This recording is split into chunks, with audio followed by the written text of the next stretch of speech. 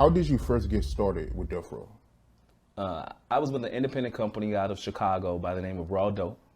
We were out shopping deals. And at that time, the guy that was over the label, Shorty Capone, he was shopping a deal for a group by the name of Fusky. He was shopping them with Interscope. And he was shopping Crucial Conflict with another label. And I was just out there shopping a deal. And it's almost like I got caught up in the meeting where we were on our way over to another deal to meet. And Shorty Capone was talking to Suge about the deal that, you know, for me. And Suge was like, bust something, you know? And I just belted out and started singing. He's like, wait a minute, hold up. And he ran out the room and went and got this short white guy that I later learned that was Jimmy Iovine. He went out and got Jimmy Iovine and he said, sing that shit again, bust that, sing that shit for him. And I sang a little bit of it and Suge instantly made an offer to Shorty like right there at the table. And that moment, I never left. I don't believe I left LA. I may have left for like 2 weeks. I hadn't even signed yet. I was there almost 7, 8 months, maybe a year before I had even signed. And he put me in this hotel, put us in this hotel, and I stayed in the hotel for about 2 months before I got in trouble. And I went back to Chicago. After getting in trouble with Suge, I went back to Chicago. Yeah, tell me about that. How you get in trouble? Yeah, so he had put me in this hotel called the Peninsula. Very plush luxury hotel. And this is when I first learned what incidentals were. You know, how to sign whatever you wanted to the room. But with this hotel, they got a Rolls Royce limousine downstairs. You could send them to the mall to get stuff. Like, it was just a lot of stuff that you could do at this hotel, at the Peninsula. And after being in that hotel for a while, I got a little bored and Jewell came over, one of the other artists. Jewell came over and she kept bringing different girls. Like, that went on for about a week straight, week and a half, 2 weeks straight. And every day they was ordering Cristal and getting pedicures and manicures in the room, just all kinds of just like crazy shit that I didn't know you can do at a hotel. And the cost of that kind of was a little bit above $40,000.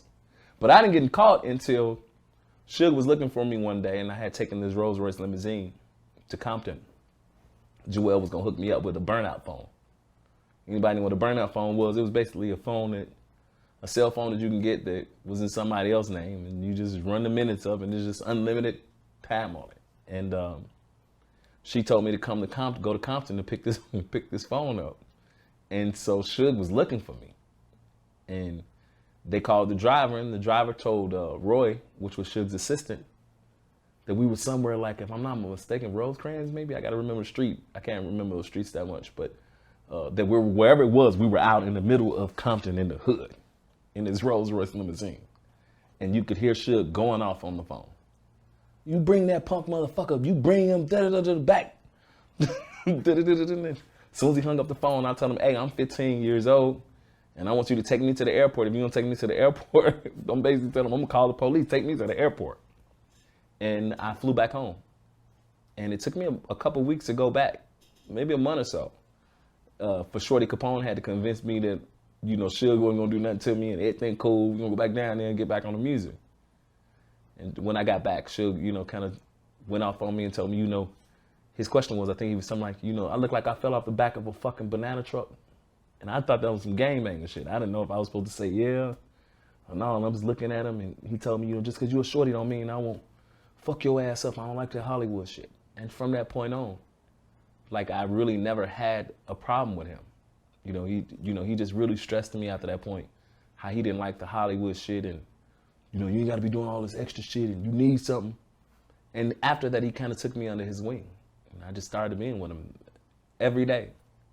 You told a story in your book about you and Jewell. You care to share that story? Yeah, what part of it? I mean, in your book, you said that she gave you fellatio. The best. The best. My baby mama gonna kill me because I had a baby mama at this time.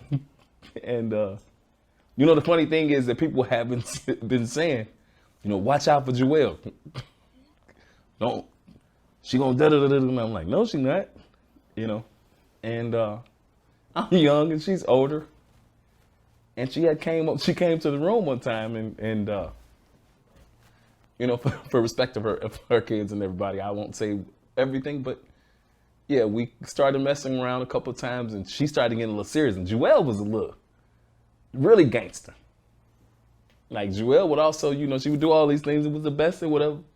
Everybody say she the best at, but you can get your ass whipped by Jewell at the same time. Jewell can go out in the hallway and beat like 4 or 5 girls up at the same time. So to be around her at that time at such a young age, it was kind of considered like, what do they call it?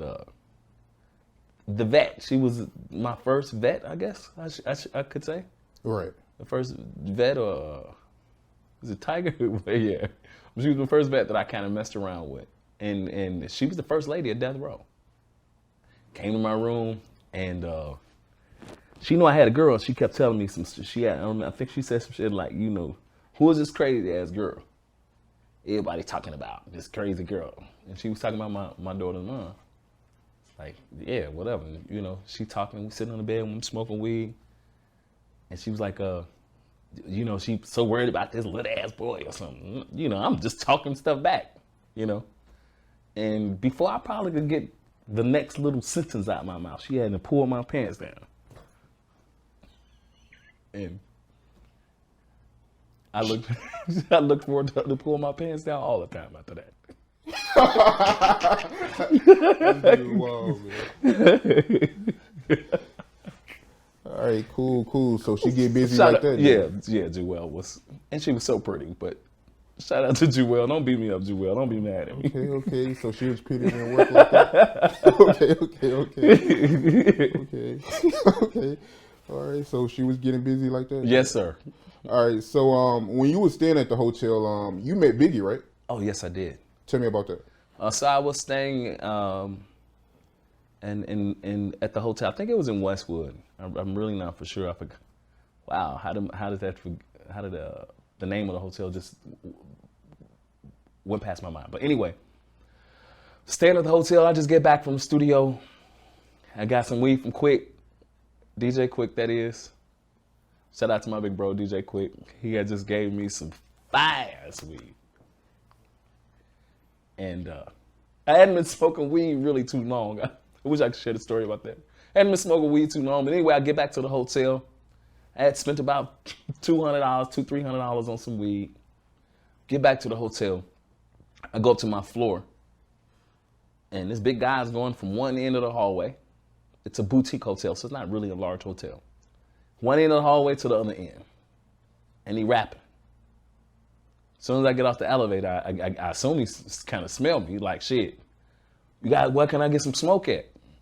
And I got some. We went up to the roof. He smoked all my weed up. That's the first thing. Smoked every piece of weed I had. Didn't have no more weed. And that's when I found out basically he was Biggie. And that was way before the East Coast, West Coast thing. He was actually working on the song, If I'm Not, I See Some Ladies Tonight That Should Be Having My Baby. Big Papa. I remember him walking in the hallway, like kind of doing a hook to that song. And when you were staying at that hotel, you said you seen a whole lot of celebs. That's where everybody stayed. So name some of them. Name some of the celebs that was there. Oh, wow. Anybody that came there through Death Row that they were just signing or doing deals with, they came to that hotel. H-Town, H-Town, Janet Jackson. I mean, I done seen a lot of people in that hotel. And then I moved from that hotel. I moved to a hotel. I stayed on Sunset at the Magion. I stayed at the Magion. I stayed there almost a year. And myself, Jamie Foxx, and B.B. Winans. That's the guy, right? Yeah, B.B. Winans. B.B. Winans, we all stayed in the hotel almost the same amount of time. Jamie Foxx was working on In Living Colors. And I was just there with Death Row. And every day we would kind of get together, go downstairs and sing by the piano. And we kind of like took over the La Montrose Hotel. No, the Magion Hotel.